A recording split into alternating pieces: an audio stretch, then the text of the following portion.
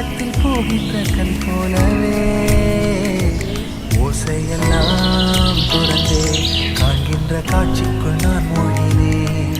திமிலேறி காலை மேல் தூங்கும் காகமாய் பூமி மீது இருப்பேன். புவி போகும் போக்கில் கை கோர்த்து நானும் நடப்பேன்.